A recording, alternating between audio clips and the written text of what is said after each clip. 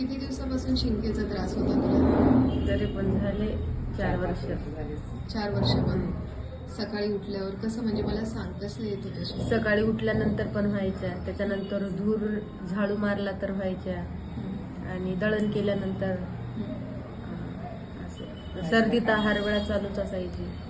कांदा कापला की शिंक, नाकातून पाणी गळायचं. मग इथं काय केल्यावर तुझ्या थांबल्या? किती दिवसात थांबल्या शिंका? आता बघ ना, किती दिवस झाले, 8 दिवस झाले असतील. 8 दिवसात. 8 दिवसात थांबल्या.